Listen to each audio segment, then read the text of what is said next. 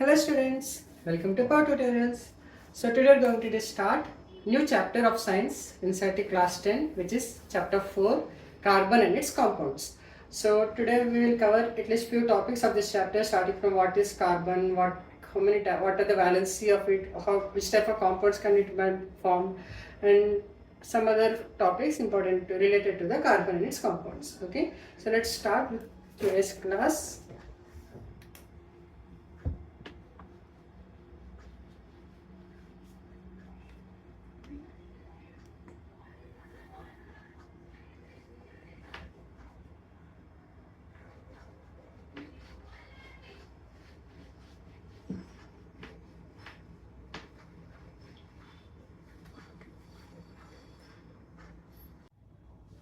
So let's discuss about carbon first. So carbon, as we know, atomic number is 6. So it has 6 electrons. So 2 in the inner orbit and the 4 in the outermost orbit. So the valency is 4. So it belongs to metal or non-metal. The answer is non-metal.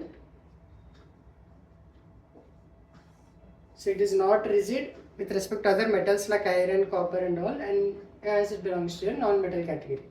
Okay, and then we have with respect to existence in the earth, 0.02% of earth's crust belongs to carbon. So earth's crust in terms of minerals like carbonates or hydrogen carbonates. Among these two, we have around 0.02% of earth crust as carbon. The same way, in the atmosphere, we have 0.03% of carbon dioxide when compared to all other gases. But still, even though the percentage is much lesser, it is existed in all the bio, that is bio in sense life. So like animals, plants, even our human beings also contain carbon element inside our body.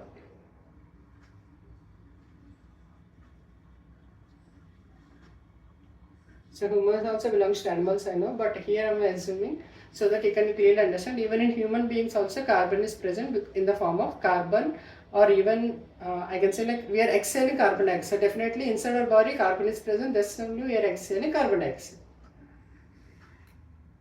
Okay, this is with respect to introduction about carbon. Let's see about compounds. Before that, I just want to recap what we have discussed in the last chapter in metals and nonmetals. We have discussed about a compound called ionic compound. So what are ionic compounds? Which are formed by the exchange of ions. For example, NaCl. So here sodium is giving its electron to chlorine to form both are stable. This is called exchange of ions. Whereas in this chapter we will study about another compound which is called covalent compound, or simply covalent bond. So this is formed because of sharing of electrons. It is not, whereas in ionic bond it is exchange of electrons, like one element is losing its electron to other and other element is gaining, whereas in covalent bond it's not losing or gaining, it's just sharing electrons. Okay, anyway we will discuss in detail. So let's study about few properties of carbon compounds.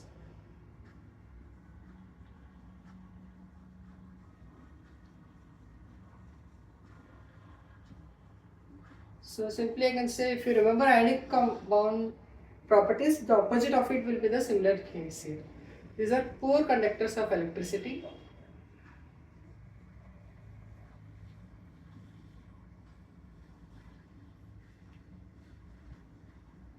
Melting and boiling points are low.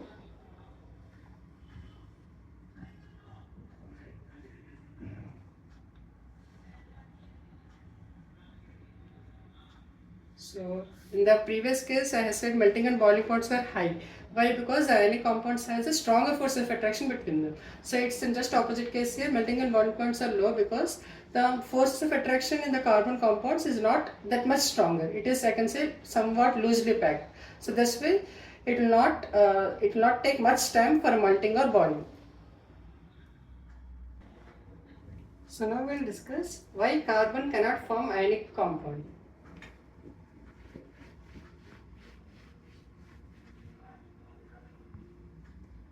So what is ionic compound? As I mentioned again, it is an exchange of electrons. That is, it has to either gain or lose some of its electrons to form nearer to the noble gas configuration. That is complete full of either one shell or two cells. So let's say about carbon. It has 6 electrons in it, that is 2 and 4. So it either has to lose all the 4 electrons or it has to gain 4 electrons to fill the second orbit. So what will happen if carbon loses 4 electrons and gains 4 electrons?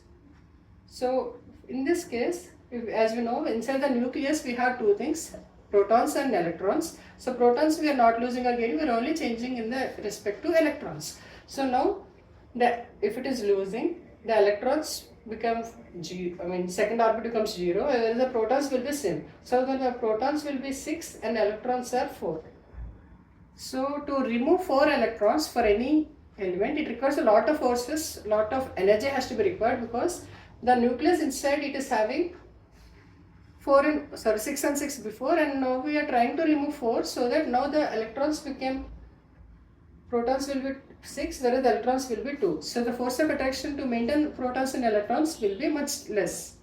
Whereas respect if we add 4 electrons, now what will happen? The protons will be 6 but the electrons will become 10. So now these protons cannot handle the 10 electrons because the ratio is much difference. So as we know, the protons and electrons ratio is having much difference if it is adding 4 electrons or losing 4 electrons. So that's why it cannot form an ionic bond where it can lose all the 4 electrons or gain all the 4 electrons. Thus this way, as I mentioned, it will form a new type of bonds which are called covalent bonds. So covalent bonds is formed when there is a sharing of electrons between two elements. It can be carbon-carbon or carbon-hydrogen, and also between another compound as well. So now we'll study about how the sharing of electrons happens with respect to covalent bond with the help of carbon. So what is a covalent bond? It is a bond formed due to sharing of electrons between elements. So most of the molecules are formed due to covalent bond. For example, let's take hydrogen molecule. So hydrogen has 1 electron each. So if these two electrons share each other, so that both the hydrogen, like this hydrogen will be having 2 electrons and this hydrogen also will have 2 electrons to become the helium configuration, that is filling of outermost shell, that is 2. So here this can also be represented as like this, or this can also be represented as like this.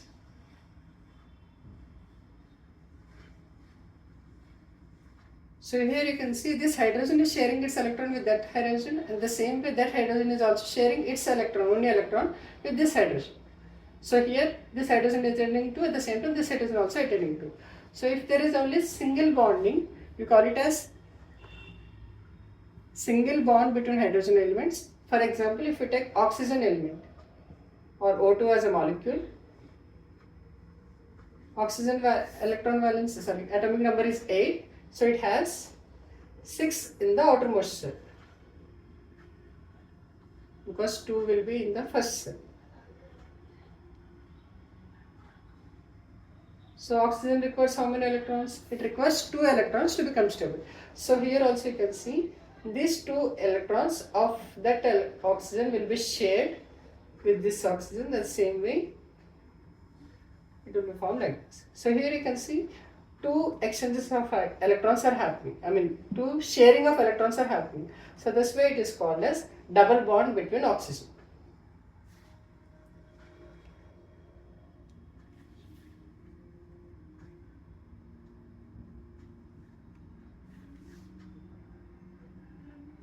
Same case if we consider for nitrogen.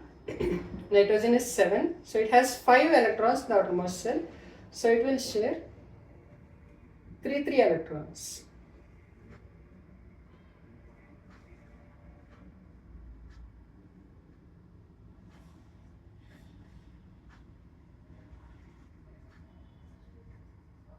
And this should be represented as 3 lines. Clear? So this is respect to covalent bond. So what is a covalent bond? If it is a molecule or a compound is forming by the by the sharing of electrons between them, we call that as a covalent bond. For example, you can see for H2, H having only one electron. So if you want two hydrogens to be combined, what has to be happen? The electron of the hydrogen has to be shared with other hydrogen like this. So here you can see one electron is getting shared, so the bonding is called a single bond. Whereas if for oxygen, two electrons are getting shared between each other, we call it as a double bond. And if three electrons are getting shared, we call it as triple bond. So it's simple, like how many electrons are getting shared. If one is getting shared, one bond, two is getting shared, two bond, and three is getting shared, three bond. Now let's see the first covalent bond, first example of covalent bond of carbon, that is methane. Methane formula is CH4. It is widely used in CNG, that is compressed natural gas. And we already know the compressed natural gas is used as fuel, that is for automobiles. So let's talk about methane. CH4. So it has 4 hydrogens and 1 carbon. So the compound will be like this.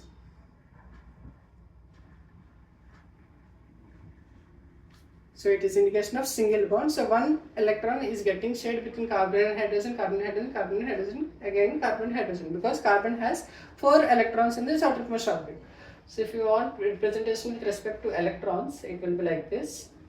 Carbon, all 4 electrons will be shared with hydrogen.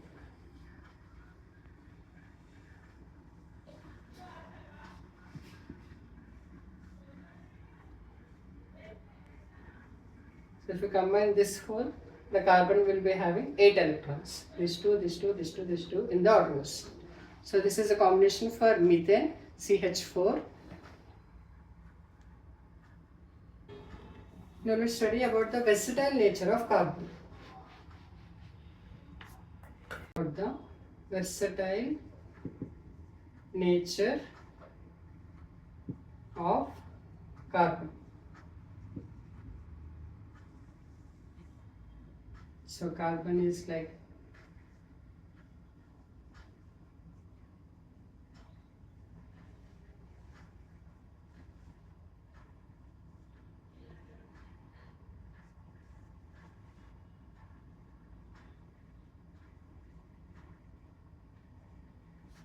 carbon is a element which is special. So we will see why it is special and why it is different with respect to other elements. First point, it can form various types of bonds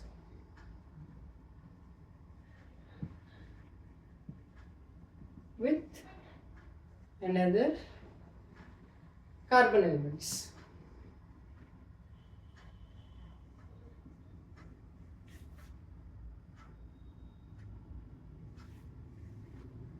So this property, that is forming bond with others element that is of same type, is called catenation.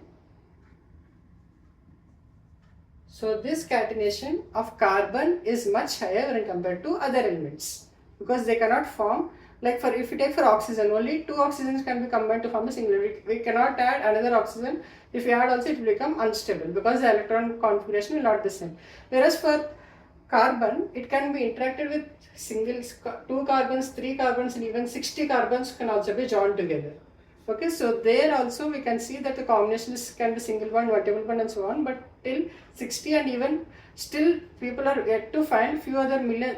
They said that around millions of carbon compounds are present in the earth, and still they are yet to find few more elements. Not only I can say carbon-carbon combination with other elements as well.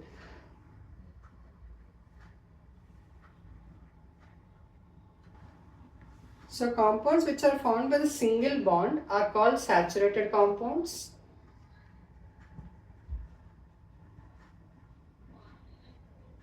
Whereas compounds which are formed by double or triple are called unsaturated compounds.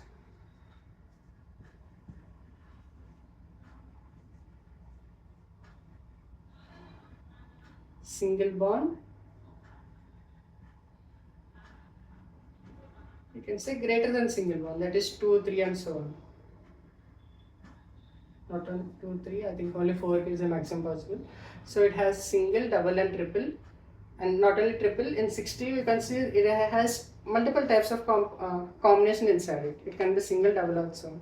So as I mentioned, there are few compounds which will have only 2 carbon compounds, that is 1 to 1, and few can find double compound combination and also can have triple compound combination as well.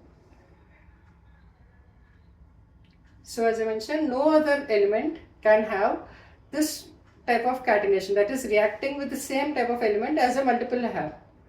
Silicon can react with hydrogen around I think 6 to 8 times, 6 to 8 atoms, but still it is not stable when compared to carbon elements. Whereas carbon-carbon compound are much stable and they are very strong.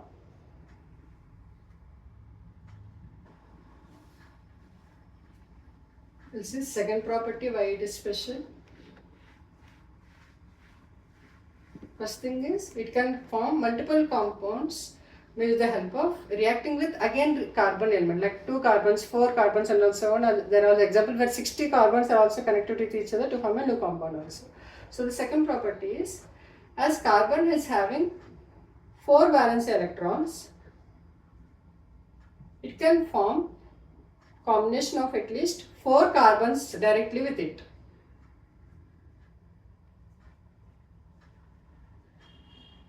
Like 1 carbon can directly combine with 4 carbons.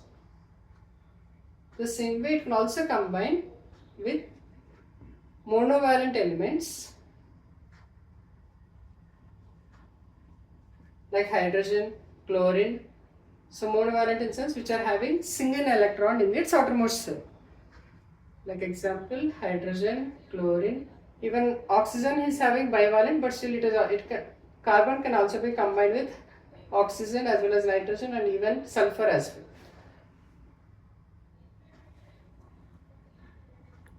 And since the carbon, why we prefer the another point is, carbon can hold the sharing of other electrons inside it. Why? Because the size is small.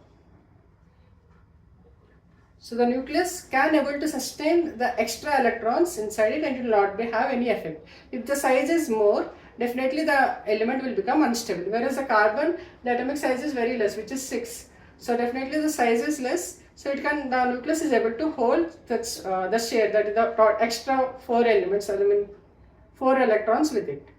So another important point is carbon is small in size. That's why it is able to attain stability even though it is sharing with the electrons with other elements. Let's study about saturated and unsaturated compounds.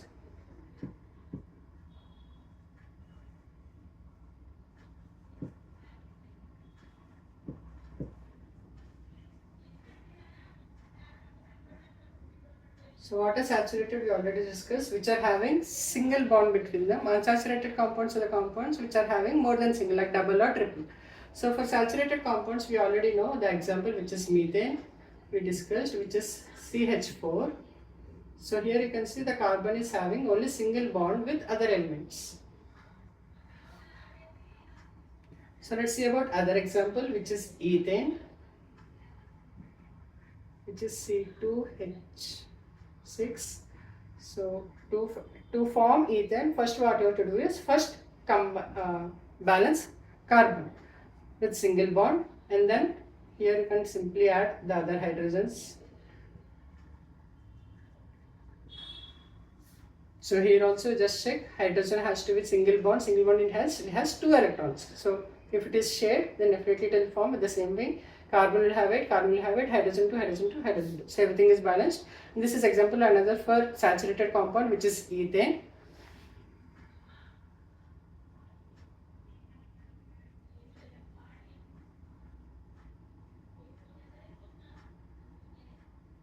So let's see about another example for unsaturated, which is ethene.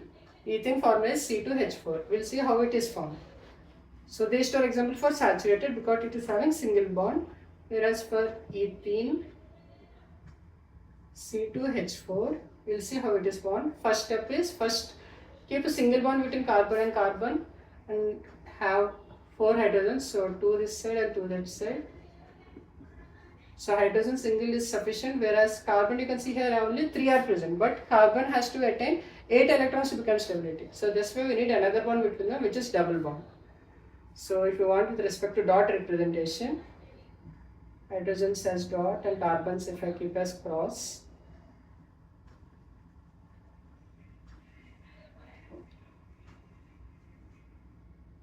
I think now you can understand. You can see here the hydrogen, these are the hydrogens which are attaining 2 electrons to become stable, whereas carbon will be shared like this. So definitely in between it requires double bond to attain stability. The same way we also have another one which is ethane.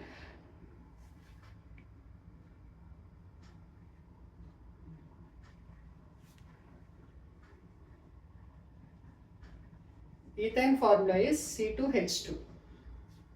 Can you guess how it is formed? The same process. First form a bond between carbon and carbon as 2 hydrogens. I will simply add from here. So hydrogen is done, whereas carbon will not be sufficient. We have to have a triple bond. The same way you can also try for the dot representation for ethane, that is C2H2, how it is formed. So the compounds which are having double or triple bond here are called unsaturated compounds, because these are not that much strong and it will be easily reactive when compared to saturated compounds. So if I ask, give an example for saturated and unsaturated. Saturated you can simply use methane, and for unsaturated we have to use ethene or ethane examples.